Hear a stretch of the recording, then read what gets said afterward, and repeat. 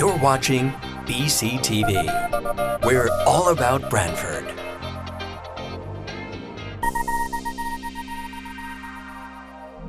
You're watching BCTV, Branford Government Television, a service of Branford Community Television. This program is brought to you in part through the support of the town of Branford. Yeah, go ahead. All right, good evening, everyone. It is now 5:37 p.m. I'd like to call the April 10th meeting of the Branford Police Commissioners to order. Okay, now we need to, first order of business, we need to have a motion to vote on adding to the agenda new officers being appointed. So do I have a motion? I make a motion to add voting for the officers into the agenda. A second. All in favor? Aye. Okay. All right. So now we can do I would like to, for the position of chair, I would like to nominate John Sasulis. Is there a second? Second. All in favor, say aye. Aye. Okay, Mr. Chair. And now I would like to appoint Patty Austin for vice chair of the commission. Do I have a second? Second. Second, Janice. All in favor? Aye. Aye. Okay.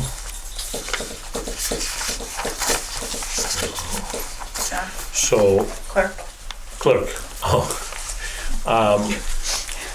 We would like to nominate. Do I have to nominate her? Is there a nomination for clerk? I think so, right? That's you. I would like to nominate Trista Milici for clerk. I second. Second. Aye. Aye. Aye. Okay. Now, we'll call the meeting to order. Approval of minutes of the March 13th, 2023. I'll make a motion to approve. Second. All in favor? Aye. Aye. All right, Chief, report of the chair. All right, Report of the chief, I'm sorry. in your packet, you have your monthly statistical report, just some of the quick highlights. As always, there's a lot of information in here, but if you just scan quickly, you'll see there was an increase in the number of arrests from February to March. We had 44 in February, up to 59 in March.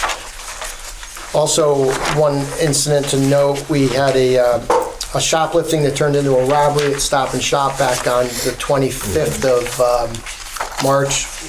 This kind of coincides with some of the increases we've seen in the shoplifting.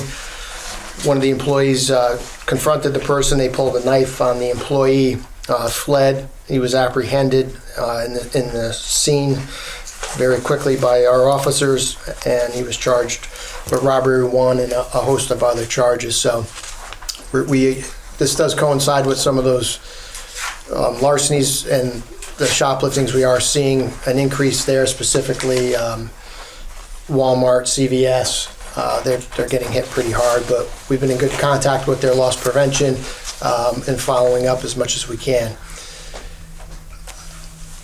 With this report, and also as we go into the month of April, again, I have to stress to the residents, for those that have watched these meetings, again, it's a broken record, but you have to lock your vehicles.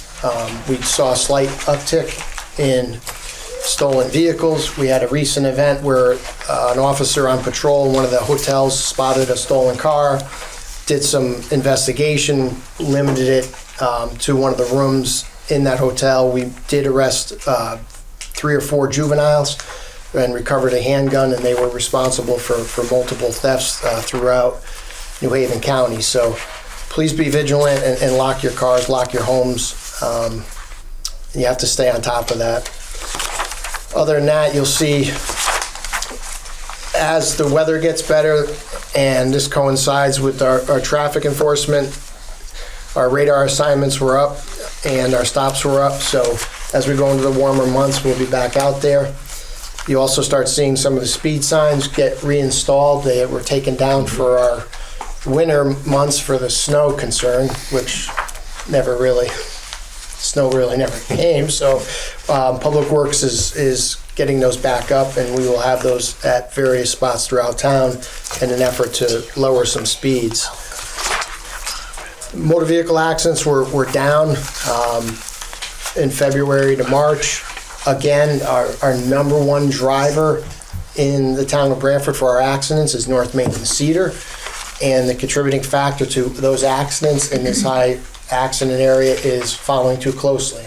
That could be attributed to not paying attention, distracted driving, speed, not leaving enough gap, and the traffic light as you come to that intersection. So that is a continual hot spot. Also included in your report, you'll see some very nice art from some of the elementary school students that Sergeant Carney and K9 Aero took some time on a visit to Sliney. This program, not only is the police K9 such a valuable asset in many ways, a force multiplier, tracking, suspects, but the community outreach, she does a fantastic job. Sergeant Carney gets out there. We want a really good footprint in our school. We want to be engaged with our students. This is a great way. So they sent some beautiful artwork that we included. Also, we received a letter we received it April 5th, but this was an incident that occurred on Christmas Eve. And it was a mental health call. Someone was in a mental health crisis.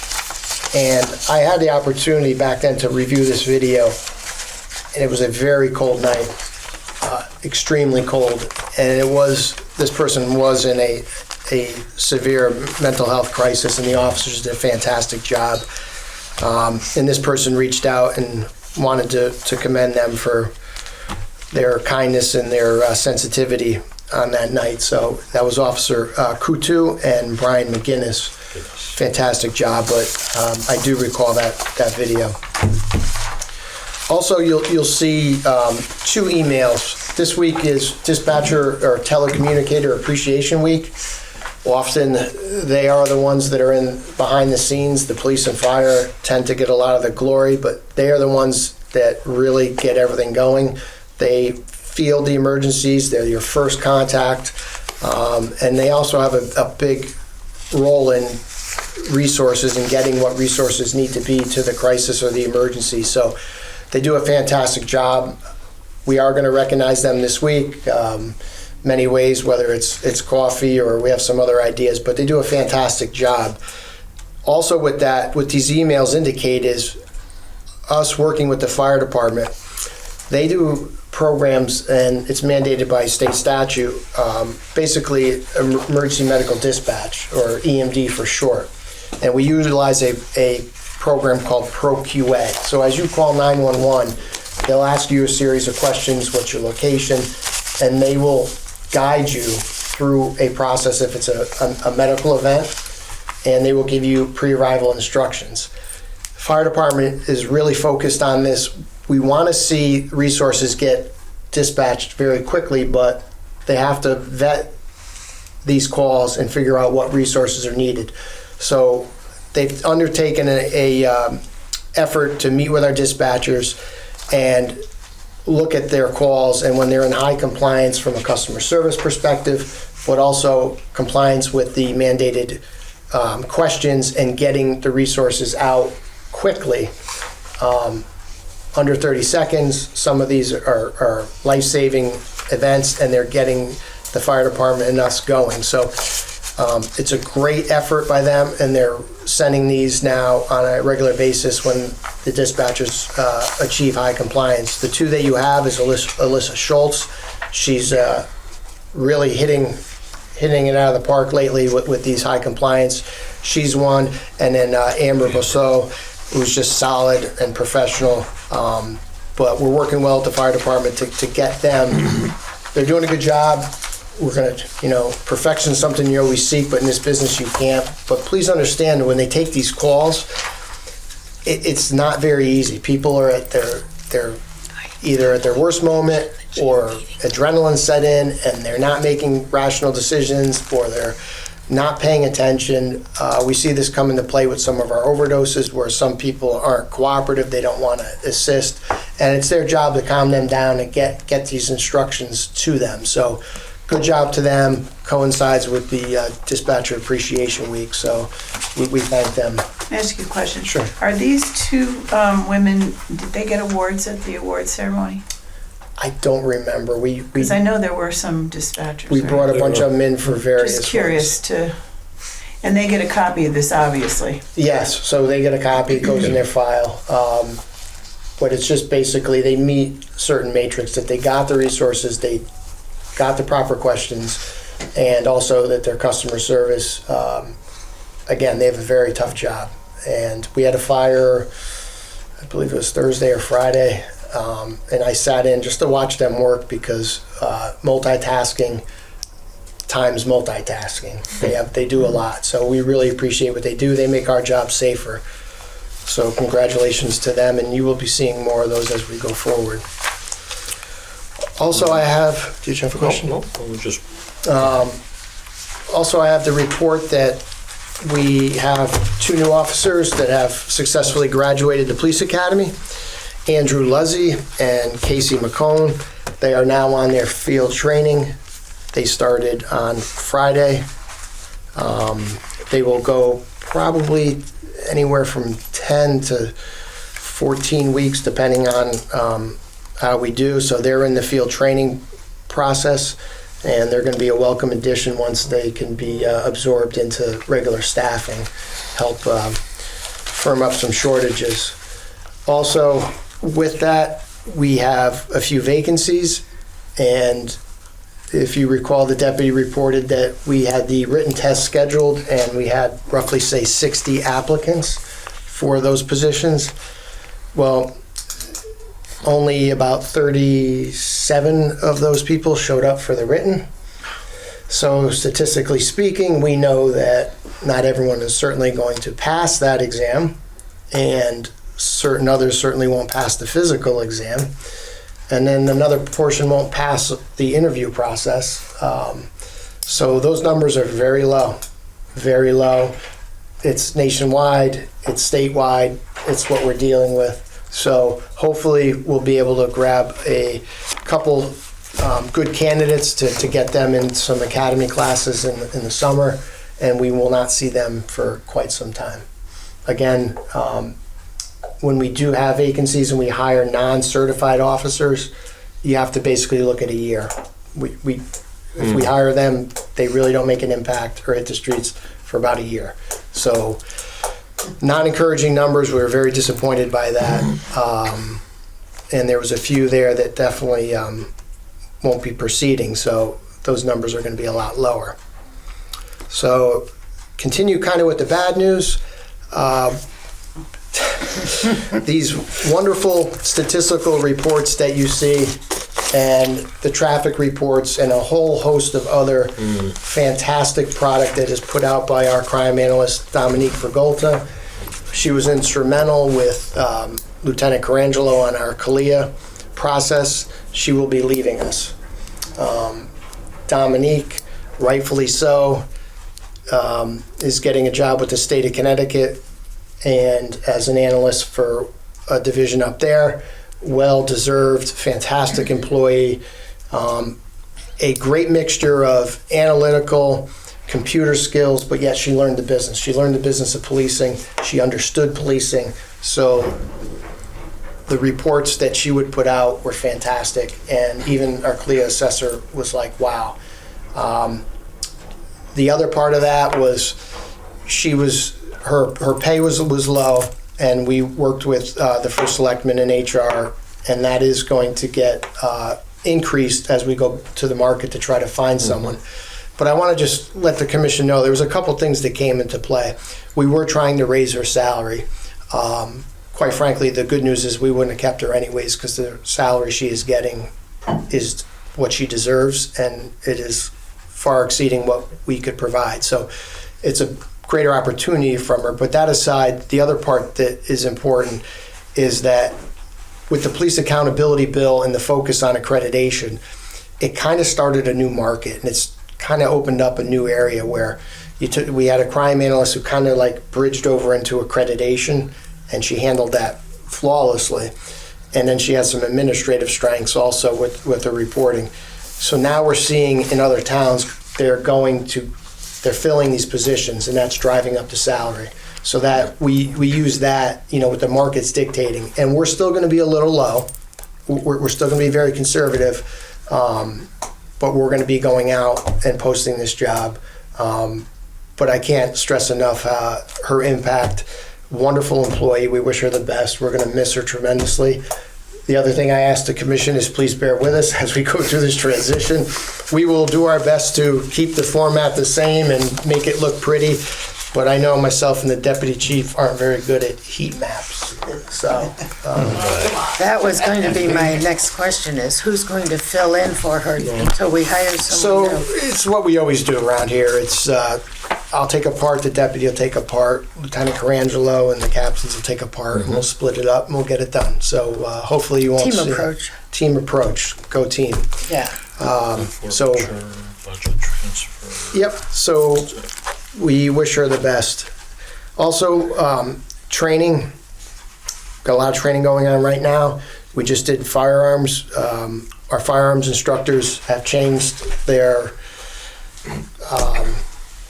just basically, there's state mandates that how we qualify with our firearms every year, but they've made it a little more realistic and a little more physical, and they put a lot of effort into this new training agenda, and they did a nice job. So we're going through that.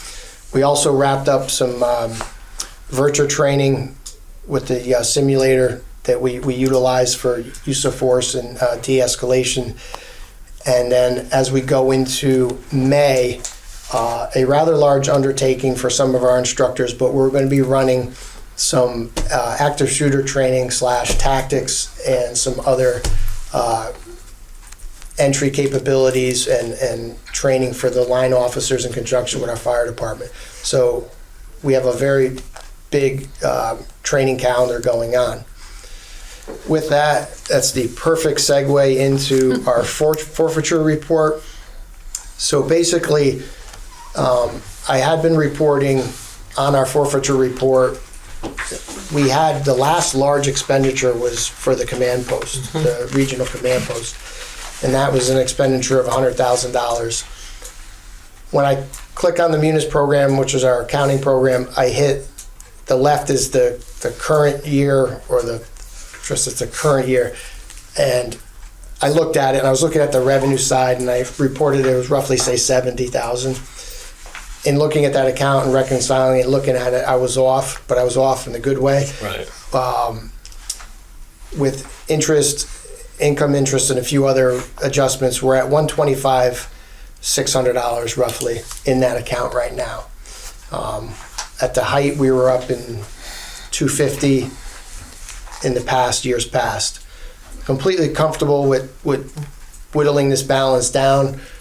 For those of you that aren't familiar with asset forfeiture funds, they're very restrictive of what we can use those for. The question always comes up through the budget process, can you buy cars with those? No.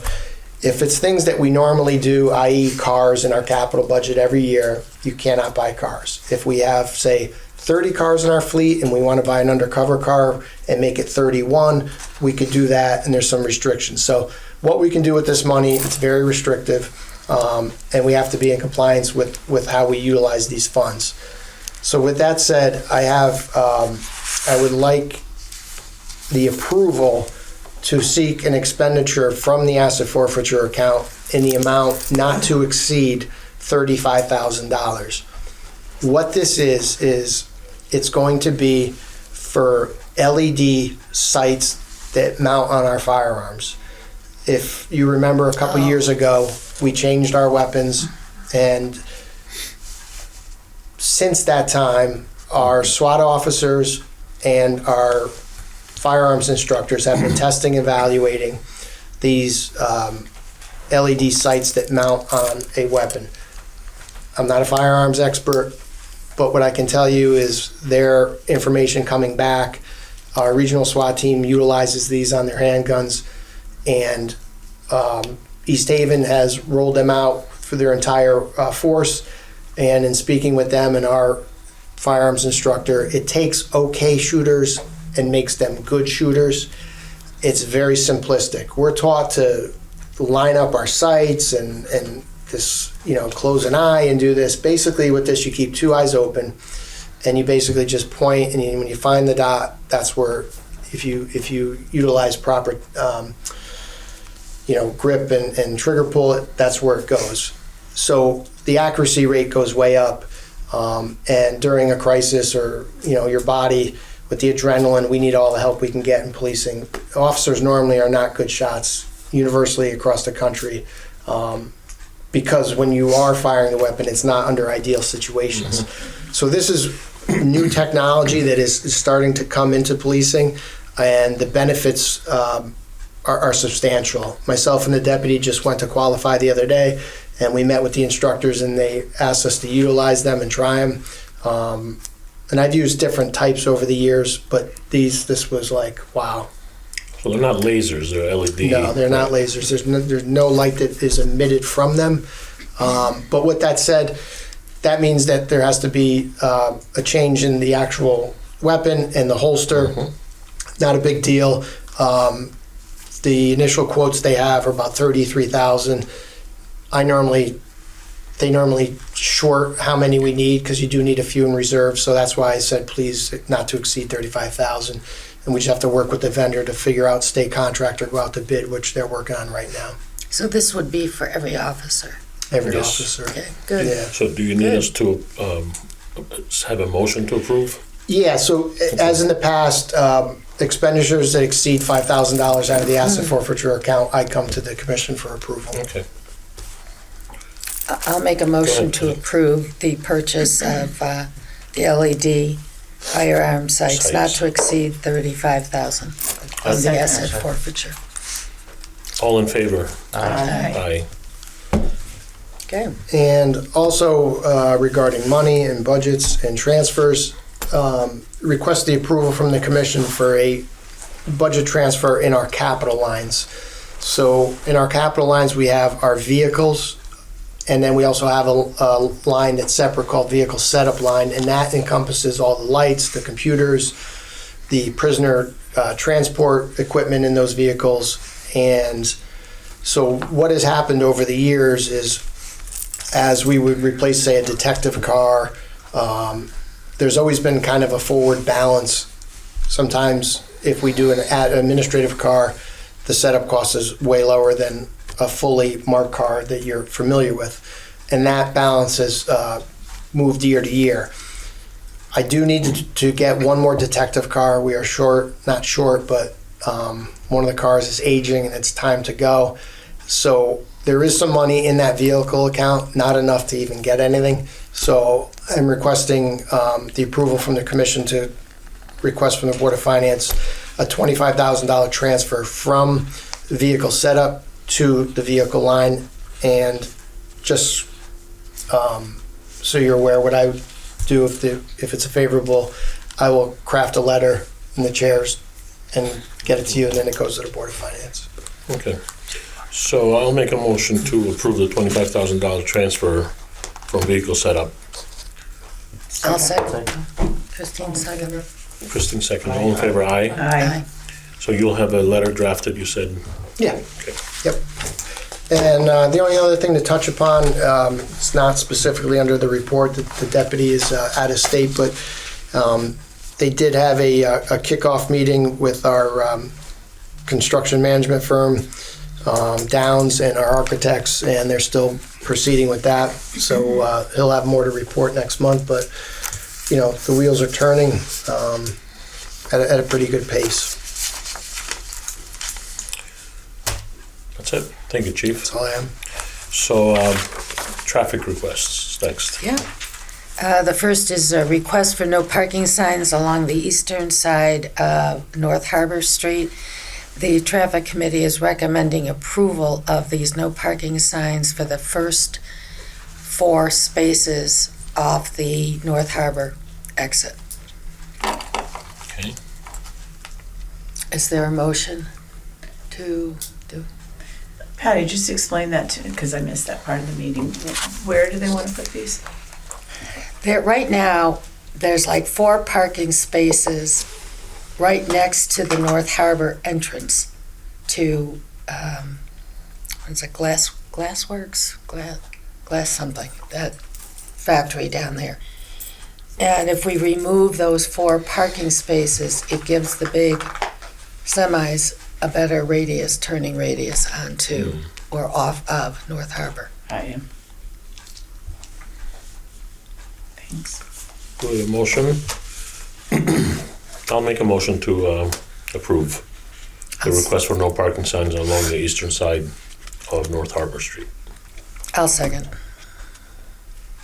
All in favor? Aye. Okay, Patty. The second is a request for traffic enforcement on Pawson, and in that general neighborhood. The committee voted to recommend to the commission that traffic enforcement be continued. Okay. Is there a motion to approve? Can I may I ask a question first? You talked about the signs that were removed for snow. Are any of those signs going back in this area that they were talking about? We have I think 2 new ones that we were able to get on a grant that came out of DOT. I can speak with Lieutenant Ramey and Captain Watrous. I know they had some sites identified. Again, there's limited areas down there that we can put them because of, the view, quite frankly. Yeah. And we do get some pushback from some residents. They don't want it in front of their house.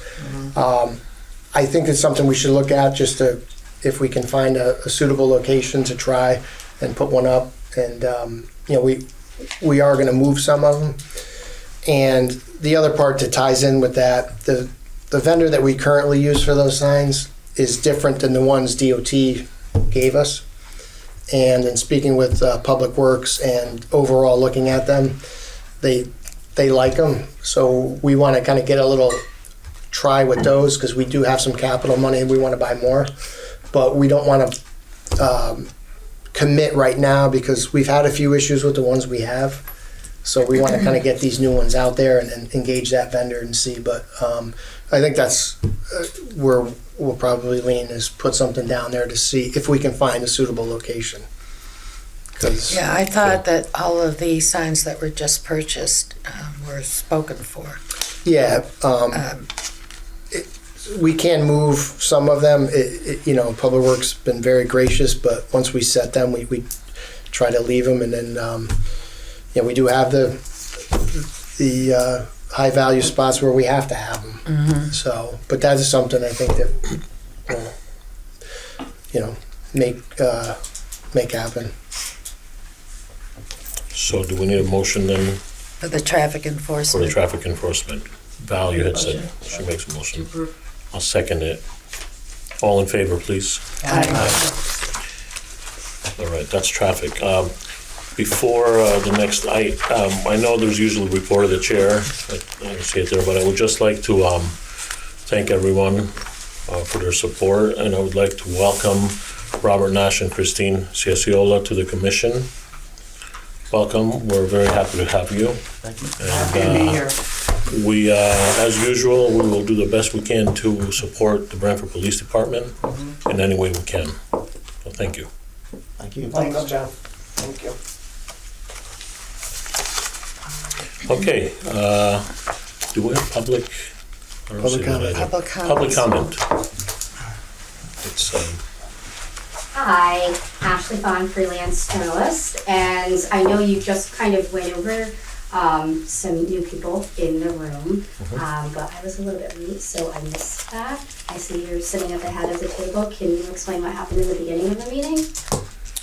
At the beginning of the meeting, we had a motion to vote on the new appointments for chairperson and vice chair.